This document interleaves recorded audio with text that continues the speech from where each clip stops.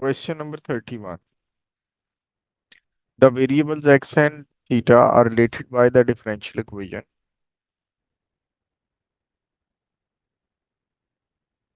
Sine 2 theta dx over d theta is equal to x plus 1 cos 2 theta.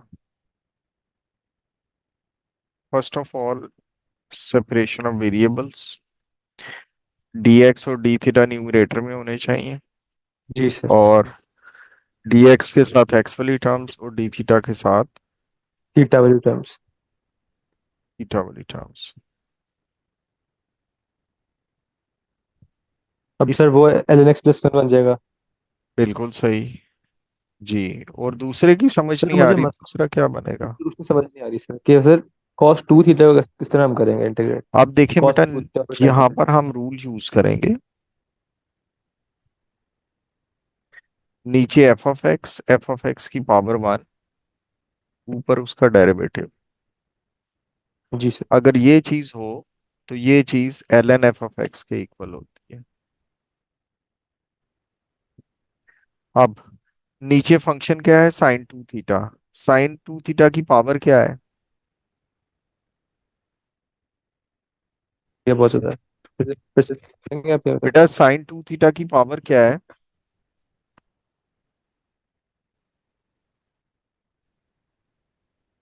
आवाज आ रही है बेटा?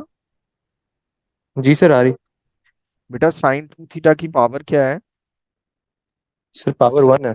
बिल्कुल सही। यहाँ पर भी पावर 1 है। अब साइन 2 थीटा का डेरिवेटिव ऊपर पड़ा हुआ है। नीचे चला हुआ कॉस टू थीटा। तो साइन सर ये 2 ये हो थीटा। जाएगा L N sine two theta. नहीं, साइन 2 थीटा का डेरिवेटिव क्या होता है? Sir cos cos two theta. Is equal to cos 2 theta multiplied by 2। Log angle two. के डेरिवेटिव से जी लेते सर। हैं। अब 2 की तो फिर ये हो कमी है, जाएगा वन ओवर टू। उस कमी को पूरा करें पहले।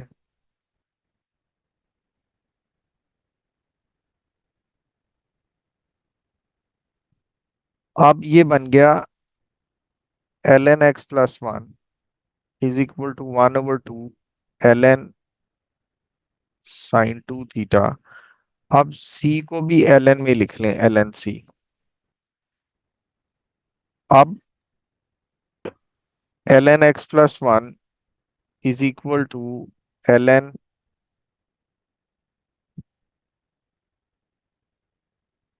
Sign 2 theta power 1/2 plus L N C. Sir L अब एन एक्स, वेरिएबल्स में वैल्यूज पुट करेंगे और सॉल्व कर लेंगे। हाँ जी बिल्कुल, पहले सिंगल एल एन में चेंज कर लें तो बेहतर रहता है। आप using the law of logarithm इसको सिंगल लॉग में चेंज कर देंगे। द सर तो वैल्यूज लेफ्ट में दे गिवन देंगे आर, एक्स प्लस वन। जी सर। थीटा क्या है? पाई/12 है और एक्स 0 है। L N 1 L N sine 2 into पाई/12 power 1/2 into C. L N 1 क्या होता है? 0। जी सर। और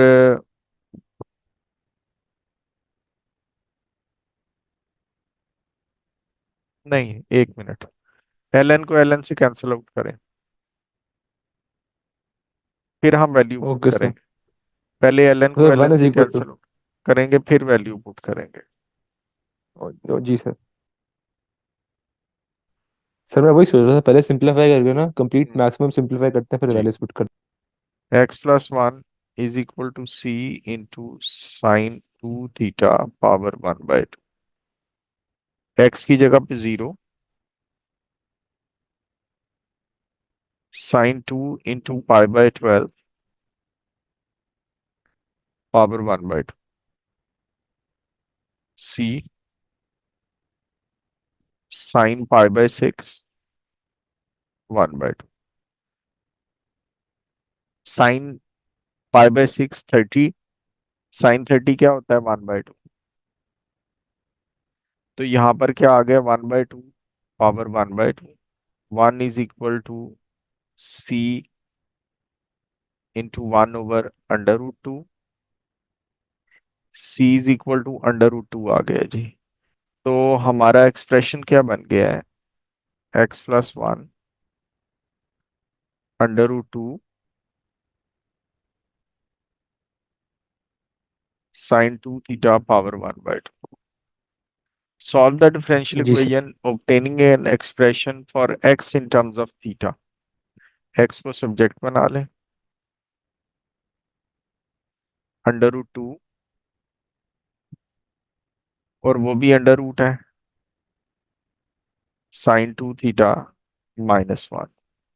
ये जी, एंड सिंप्लीफाइंग जी sir. Your answer as far as possible, और सिंप्लीफाइड आंसर सर भी ये है इसका। सवाल था तो सिंपल, बट इसमें बस मुझे वही मसला था कि मुझे वो दिमाग से निकल रहा था कि कैसे इंटीग्रेट करेंगे उसको। अब सर समझ आ गई। जी जब सर। देखे जब जब बेटा लॉग आपके जहन के अंदर आना शुरू हो जाए ना कि यहाँ पर लॉग लगना है, जी सर। तो फिर इंटीग्रेशन की वो हो जाता है। तो हाँ जी, और जी बेटा सर। तुम्हारे कौन सा क्वेश्चन है? सर सर एक sir.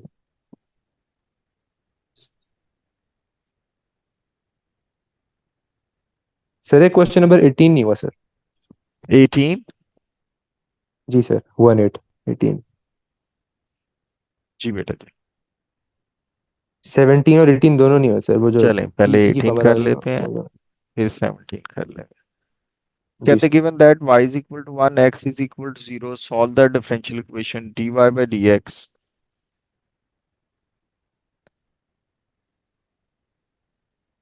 Is equal to 4x 3y square plus 10y plus 3।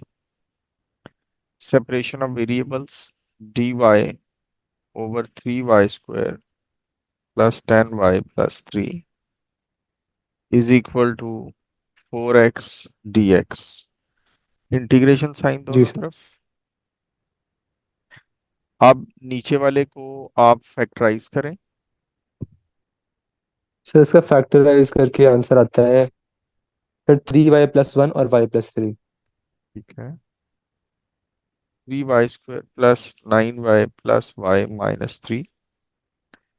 3y y+3 plus 1 into y+3। y+3 into 3y+1।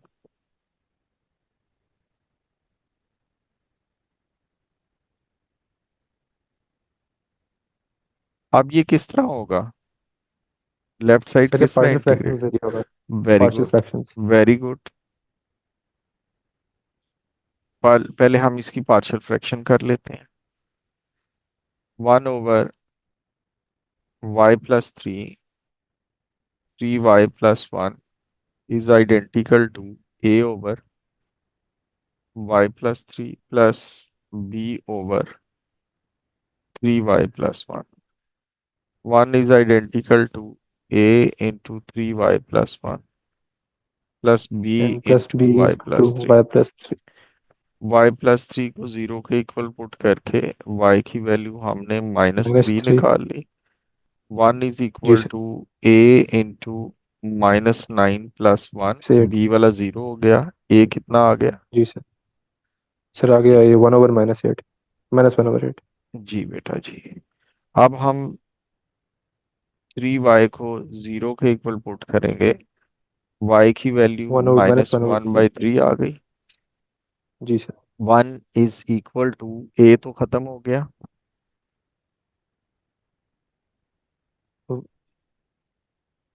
+3। +3। 9 -1 8/3। जी sir. 1 is equal to 8/3 b। b is equal sir to 3/8 हो गया। 3/8। 3/8 हो गया। So we have converted this one partially into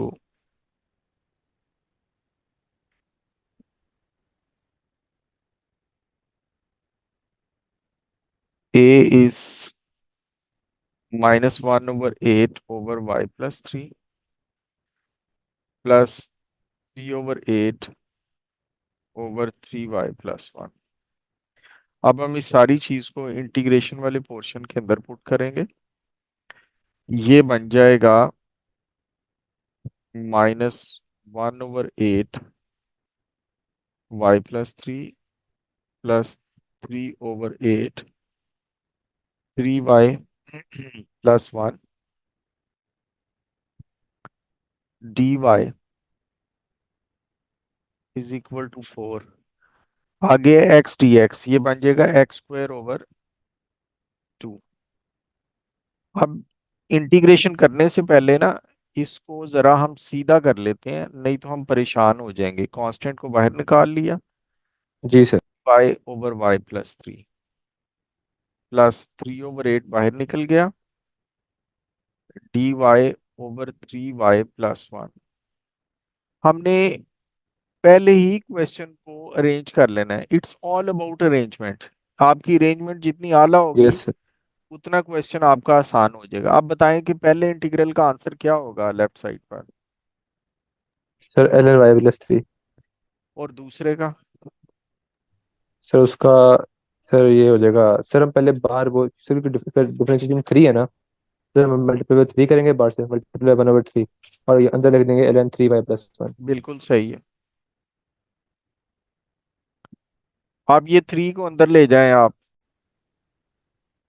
अच्छा बेटा, 1/3 से multiply और divide 3 से मल्टीप्लाई और डिवाइड करवाने की बजाय हम इस 3 को अंदर ले जाते हैं, which is comparatively very easy. On balance तो कोई ओके नहीं ना सर। हुआ। जी सर। यहाँ पर आ गया -1/8 ln y+3 +1/8 ln 3y+1 2x² + c। अब बेटा जी 1/8 को कॉमन ले लें और लॉ ऑफ लॉगरिथम अप्लाई करते हुए प्लस वाला फ्रैक्शन में चेंज कर दें, एक प्लस बना वाला देंगे ऊपर आ जाएगा y+3.3y+। और नीचे आ जाएगा। दोबारा बताऊं, आपने मेरा रूल गलत जी बोला है सर। थोड़ा सा। जी सर, एक मिनट तो बता दें सर। बल्कि नहीं सर, नंबर हमारी समझ आ गई, वो सर माइनस से ना आगे माइनस से वाला समझ गई। नीचे आता है, प्लस वाला ऊपर आता है। जी सर। जी सर। अब ये देखें कि कहता है कि y1 है, x0 है। y1 3 + 1 4, y1 1 + 3 4, x0 है c। यहाँ पर क्या आ गया, 1/8 ln 1। ln 1 भी जीरो इज होता है इक्वल और टू सी। c की वैल्यू जीरो जी आ सर। गई। अब हम इसको पुट कर देते हैं, 1/8 ln 3y+1/y+3 इज जी सर। Equal to 2x²। अब वो कहते हैं express y in terms of x, express y in terms of x। By in y terms को ऑफ सब्जेक्ट 6। बनाना है हमने। Sir basically sir L N है तो सर ये वो ई ई बना ई में कन्वर्ट कर देंगे सर। बिल्कुल फिर सही। 1/8 को उधर ले जाएंगे, वो 16 हो जाएगा, और हम करेंगे e⁻²x²।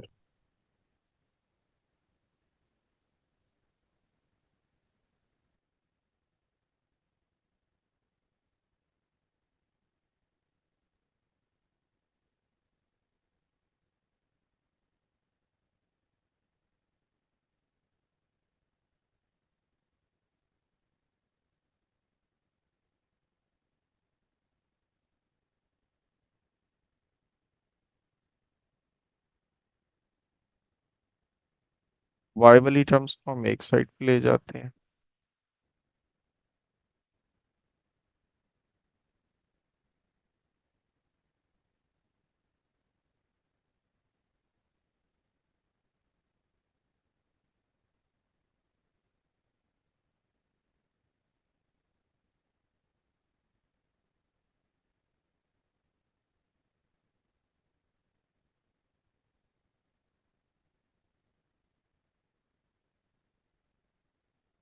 ये बेटा जी, ये आ गया जी।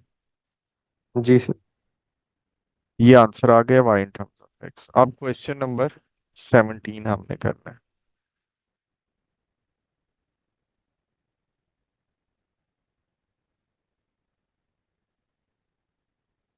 क्वेश्चन नंबर 17 में कह रहा है कि the number of organisms in a population at time t is denoted by x. Treating x as a continuous variable, the differential equation satisfied by x and t is,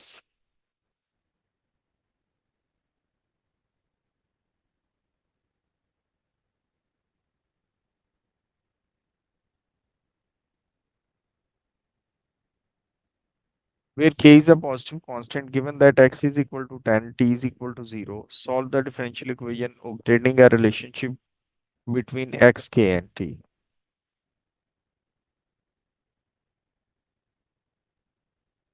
X, k and t. First of all, separation of variables. Dx over x e raised to minus t over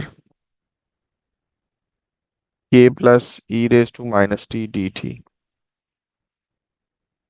integration sine. अब ये देखें कि right side पर integration क्या होगी। Sir right side पे sir, sir क्यों के कांस्टेंट है तो के बाहर आई थिंक आ जाएगा। नहीं नहीं नहीं नहीं, और अगर सर, मल्टीप्लाई हो रहा हो तो वो बाहर आता है, ऐड हो रहा हो वो बाहर नहीं आता। अच्छा सर। अगर फैक्टर हो, मल्टीप्लाई हो रहा हो तो वो जी बाहर सर। आता है, ये नहीं जी आता। सर। जी बताएं। ये बहुत बड़ी गलती है आपने की। सर, सर एल एन ही होगा। एल एन के प्लस ई रेशियो माइनस टी। लेकिन उसके लिए कंडीशन है कि नीचे वाले फंक्शन का डेरिवेटिव करो। ठीक है, बिल्कुल सही है, क्योंकि इस फंक्शन की पावर जो है ऊपर है सर। जी सर। 1 है, इस वन टोटल ही है। फंक्शन की जी सर। 1 है। इसका डेरिवेटिव हम निकाल के देखते हैं।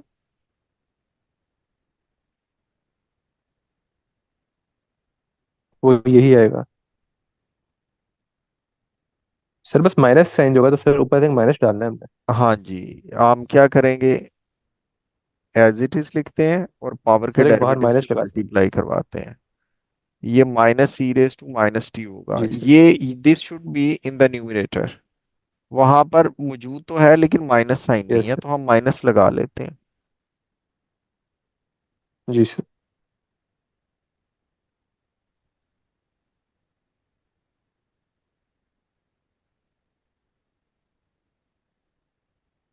सर अब दोनों साइड्स पे एल एन हो जाएगा। जी, जी सर। के plus E H T. Plus L N C कर लिया।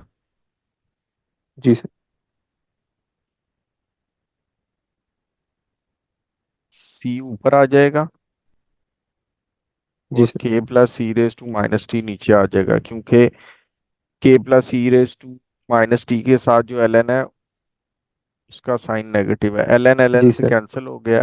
एक्स इज इक्वल कैंसिल हो टू गए। सी जी sir. Over K plus E raise to minus T. अब वो कह रहा था obtaining a relation in terms of x t and k। अब हमें c अभी निकालना है। उसने कहा है x is equal to 10 when t is equal to 0।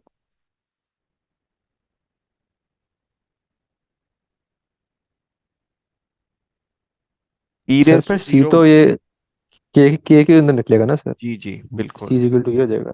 जी sir. c over k plus 1, c is equal to 10 into k plus 1। तो ये एक्सप्रेशन बन जाएगा हमारा।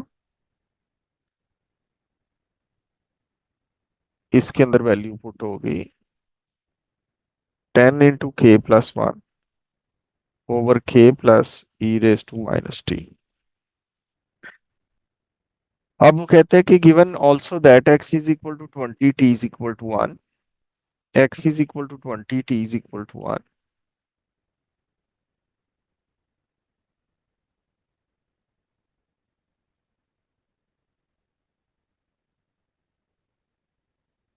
Show that k is equal to 1 minus 2 over e।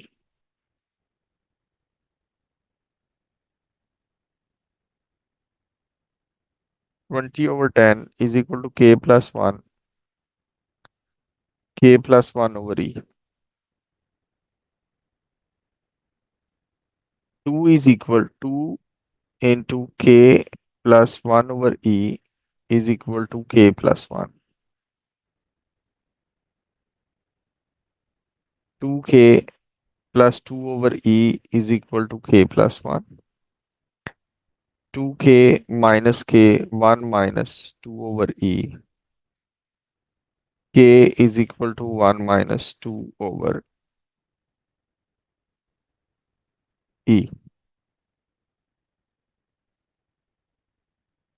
ये जी show हो गया। अब वो कहता है show that the number of insects, show that the number of organisms never reaches 48, however large t become। कहते सर हैं अब टी, इन्फिनिटी वाला वो काम टी करेंगे। जितना जी टी जितना मर्जी बड़ा हो जाए, तो ये जो है ये कभी भी उसको अप्रोच नहीं कर सकता, 48 से ऊपर नहीं जा सकता। ठीक है, आप जरा के की मुझे न्यूमेरिकल वैल्यू बता दें 1 - 2/e से।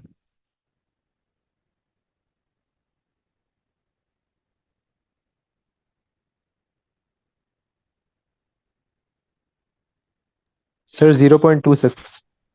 0.4 0.264। से आगे क्या है? 4 से आगे से 2 है, तो 0.264 हो जाएगा। ठीक है। अब जी ये सारी चीज हम जो हमारे पास एक्सप्रेशन है x इज इक्वल टू ये वाला, इसके अंदर हम पुट करते हैं। एक्सप्रेशन है जी x is equal to 10 × k+1 over k+e⁻t, यही एक्सप्रेशन है जी जी सर। बिल्कुल। अब x is equal to 10/k+1, k+1/e⁻t, x is equal to 10 into 0.264 plus 1 over 0.264 plus 1 over e⁻टू वेरी लार्ज अनडिफाइंड। अब 1 ओवर e⁻टू वेरी लार्ज किसके इक्वल हो जाएगा? सर नेग्लिजिबल हो जाएगा।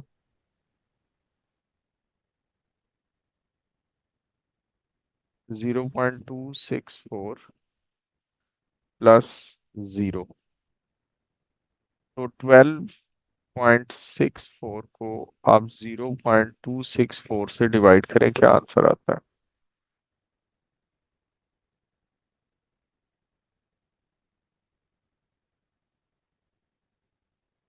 सर 47.87, 8787 रिपीट हो रहा है। अब ये देखें, when t becomes very large, the value of x is 47.879. जी sir. So t cannot approach 48, however large t becomes। जी सर। ठीक है, इसको हमने अब यस। शो करना है, तो इसको हमने आगे डिस्क्राइब भी करना है, हमने आगे बताना है। सर अगर वो इस तरह कभी सवाल पूछे तो आगे बोलना भी है, राइट, लिखना भी है कि जी एज जी एज शोन इट जी कैन जी नॉट। जी ठीक है sir. when t becomes very large,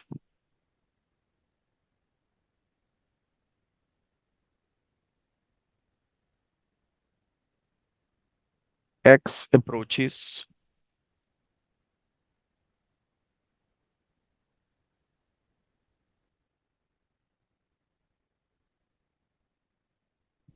47.88,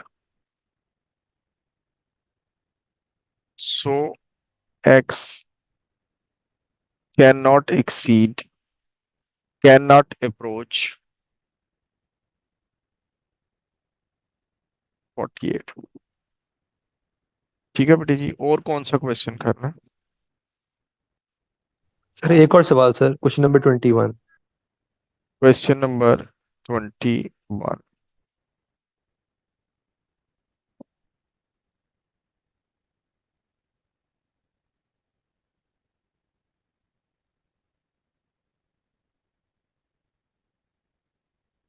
variable x and y are related by the differential equation. D y by d x 1/5 x y power 1/2 sin 1/3x. Find the general solution giving y in terms of x. Separation of variables करते हैं सबसे पहले हम। D y over y power 1/2 is equal to 1/5 x sine 1/3x dx। Integration sign दोनों तरफ लगा दिया, इसको अरेंज किया। y power -1/2 d y is equal to 1/5 x sine 1/3x dx। बताएं जी, राइट साइड को, लेफ्ट साइड को हम किस तरह इंटीग्रेट करेंगे? सर लेफ्ट साइड से पावर ले लेंगे ना, वो पावर +1 करके ऊपर divide. y power -1/2 +1 y power -1/2 यानी कि divided yes. By new power. Yes sir. Right side पर क्या होगा? सर इंटीग्रेशन में पार्ट्स होता था मैंने, बट यहाँ बिल्कुल पर सही, ये इस बिल्कुल पार्ट ठीक में है, तो मुझे समझ शाबाश आया। शाबाश। इंटीग्रेशन बाय पार्ट्स में पहला मेथड जो हमने किया था वो ये था कि उस फंक्शन को हम एज इट इज लिखते हैं जिसको डिफरेंशिएट करने से पावर कम होती है।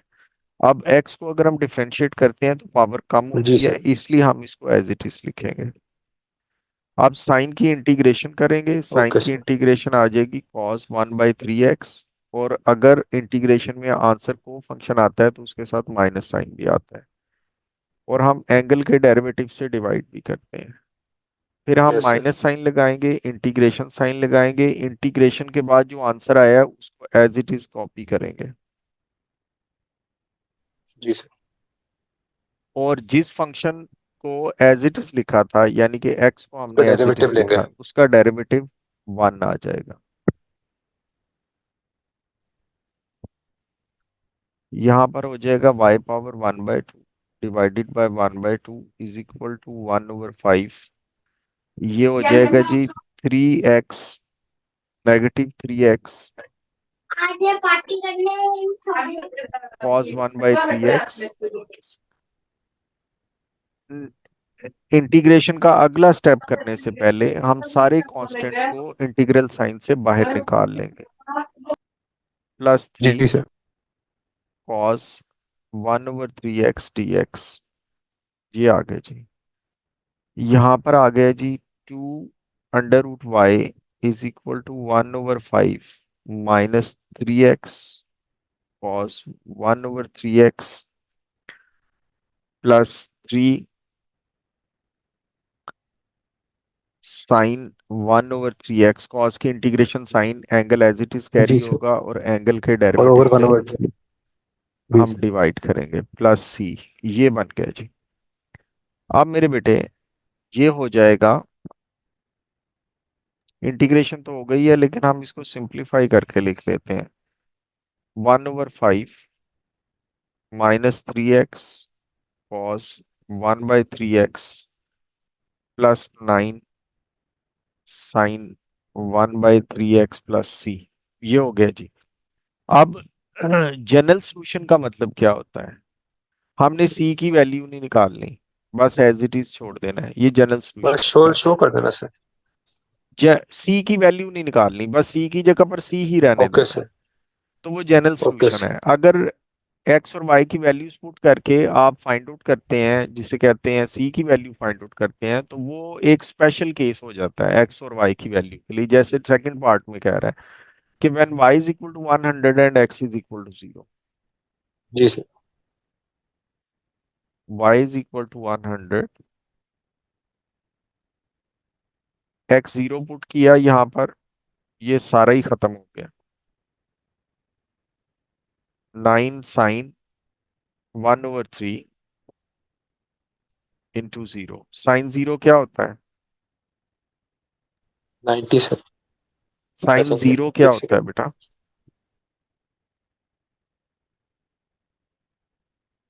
सर 0। 0। तो c की वैल्यू क्या आ गई?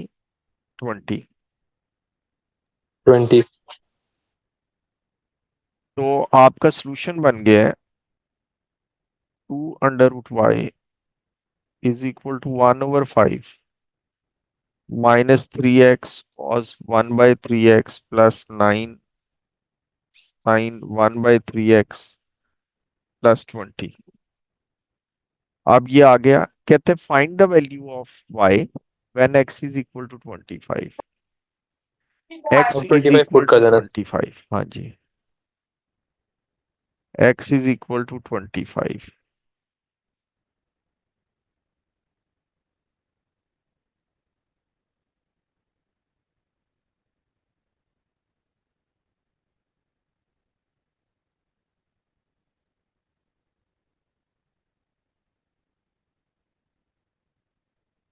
अब इस सारी चीज को कैलकुलेटर में डालो और फाइनल आंसर मुझे बताओ।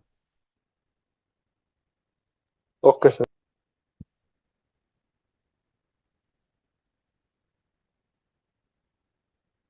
0.515 तो सर 8.52।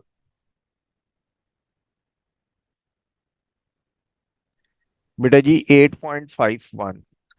कैलकुलेटर के मॉड को आपने रेडियंस में चेंज किया होगा कि नहीं? जी सर किया हुआ है। इन डिफरेंशिएशन इंटीग्रेशन में आपका मॉड रेडियंस में होना चाहिए। दोबारा बता दीजिएगा। Eight yes sir. Point eight point 51 five sir. One अब बेटा जी इसको 2 से डिवाइड कर दें। हाँ।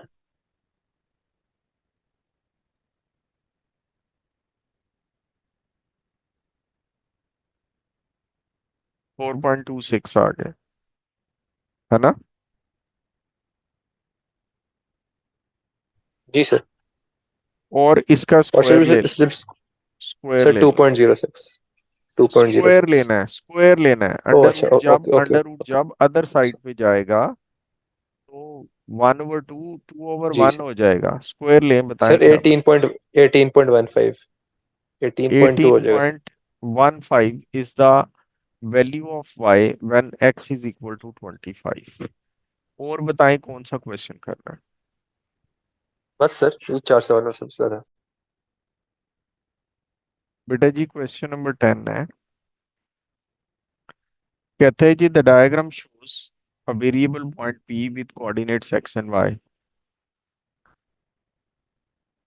And the point n which is the foot of perpendicular from p to the x-axis. P moves on the curve in such that for all x greater than equal to 0, x positive ही रहना है, negative side पर नहीं p point नहीं जा रहा। The gradient of the curve is equal to the gradient of the curve dy/dx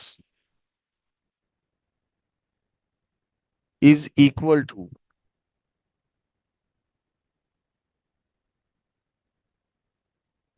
is equal in value to the area of the triangle OPN। Area of the triangle OPN क्या है? ये इसकी base है, ये इसकी height है। अब height क्या जी है सर। इसकी? y है, और बेस इसकी क्या है? x है। Is x. Equal to half x into Y.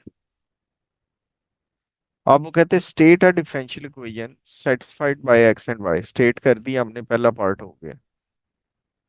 Ji sir. अब सेकंड पार्ट में कहता है the point with coordinates 0 2 lie on the curve, lies on the curve. 0 2 उसके ऊपर रहता है। सेकंड पार्ट में कहता है solve the differential equation expressing y in terms of x। ठीक है जी। डिफरेंशियल इक्वेशन को सॉल्व करने के लिए हमने सेपरेशन ऑफ वेरिएबल करना है,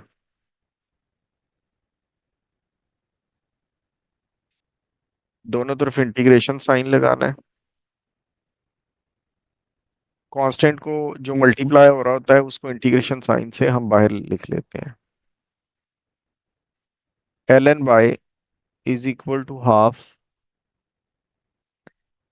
x² / 2 प्लस c। जी सर। अब वो कहते हैं कि 0 2 पॉइंट जो है वो कर्व के ऊपर रहता है, तो 0 2 को हम बीच में पुट कर देते हैं। अल्हम्दुलिल्लाह। 0/4 plus c, c is equal to ln 2 आ गया जी। तो एल एन जी y sir. Is equal to x square over 4 plus L n 2। L n वाली टर्म्स को एक साइड पे शिफ्ट करते हैं। ln y minus ln 2 is equal to x square over 4। Sir L n वही हो जाएगा y/2। ln y/2 is equal to x square over 4। y/2 is equal to e raise to x square over 4। y is equal to 2 e raise to x square over 4। ये आ गया बेटा जी। अब इसके अंदर जी सर। ये हमारा कर्व बन गया है, डिफरेंशियल इक्वेशन सॉल्व होगी, y in terms of x भी आ गया। अब थर्ड पार्ट में कहता है स्केच द कर्व। अब जो ई की शेप होती है ना बेटा, ई कर्व की जो शेप होती है वो बेटे जी इस तरह की होती है। जी सर। ये जो राइट हैंड की बे बनती है ना, उस तरह की शेप होती है इसकी। ये ई रेस टू एक्स का ग्राफ है। सर ये याद करना होता है, जैसे साइन ये कॉस टैन याद कॉस। होना चाहिए, बिल्कुल याद होना चाहिए। Right okay hand sir. की जो बे होती है ये इसका ग्राफ होता है, ये है जी। अब ये देखें, इसका हम अगर हम इसका y इंटरसेप्ट निकालें तो हमें x को जीरो पुट करना पड़ेगा। x को जीरो पुट करेंगे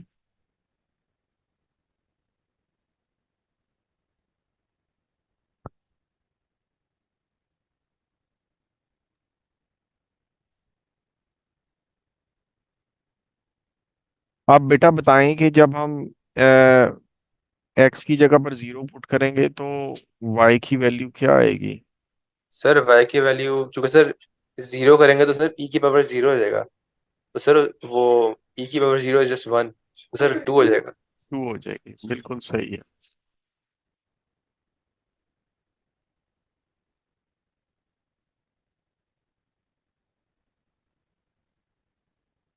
अब ये 2 आ गई। जैसे जैसे हम x की वैल्यू इंक्रीज करते जाएंगे तो e की पावर इंक्रीज होती जाएगी।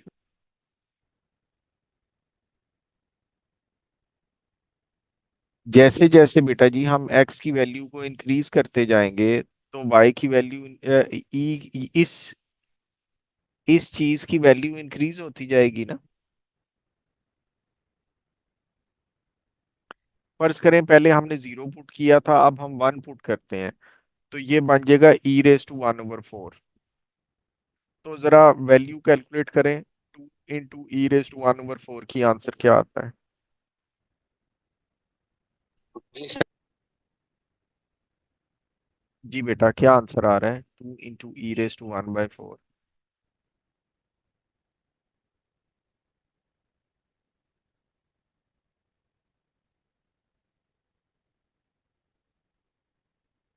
सर 1.28। 2 मल्टीप्लाई करवाया इसके साथ। नहीं सर, सिर्फ ये मैं से टू ही ठीक कर है, था। 2 से मल्टीप्लाई करवाएंगे तो ये बन जाएगा two point sir five two six point five seven 2.57, यानी कि ये 2 से ज्यादा आंसर है। देखें जैसे जैसे अब x की वैल्यू को अगर हम 2 पुट करते हैं तो 2 × e⁻⁴ यानी कि 2 × 2.72 हो जाएगा। 2 × 2.72 कितना होता है। Sir 2 × 2.72 sir 5.44। जैसे जैसे x की वैल्यू को इंक्रीज करते जा रहे हैं y की वैल्यू भी इंक्रीज होती जा रही है। ऐसा हो रहा है कि नहीं हो रहा।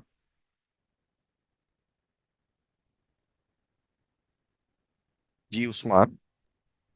सर आपकी आवाज़ कटी, सर फिर से रिपीट करेंगे। बेटा जैसे जैसे हम x की वैल्यू को इंक्रीज करते जा रहे हैं तो y की वैल्यू भी इंक्रीज होती जा रही है। पहले आपने बताया जी कि टू जी पॉइंट सर। फाइव सेवन बनी, फिर 5 पॉइंट समथिंग हो गई। फिर 5.44। तो जी जब सर। हम 3 पुट करेंगे तो और ज्यादा हो जाएगी।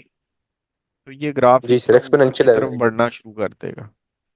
आप ये जी देखें सर। कि चाहे हम x की नेगेटिव वैल्यू पुट करें या पॉजिटिव वैल्यू पुट करें तो आंसर आंसर पॉजिटिव हमारा आता है। क्या है। आंसर हमारा सेम रहेगा x की पॉजिटिव और नेगेटिव दोनों वैल्यूज पुट करने से। जी सर, तो सर स्क्वायर लगा हुआ है। क्योंकि स्क्वायर लगा हुआ है, तो यानी कि चाहे आप नेगेटिव वैल्यू पुट करें या पॉजिटिव वैल्यू पुट करें, आंसर आपका सेम आना है। द कर्व इज जी symmetrical sir. About y axis, तो अदर साइड पर भी उसी तरह का कर्व ही बन जाएगा ये, इस तरह। ठीक है सर। तो एग्जैक्टली ये सेम। इसका ग्राफ होगा। ये समझ आइए कि नेगेटिव वैल्यू पुट करें या पॉजिटिव वैल्यू पुट करें, it will produce the same answer. यानी कि जी सर। वाई एक्सिस की नेगेटिव और पॉजिटिव दोनों साइडों पर आंसर सेम होंगे, yes sir. Y coordinate same आएंगे, इसलिए कर्व जो है सिमेट्रिकल अबाउट वाई एक्सिस होगा। ठीक है, ये इसका स्केच था। जी सर। ठीक है सर।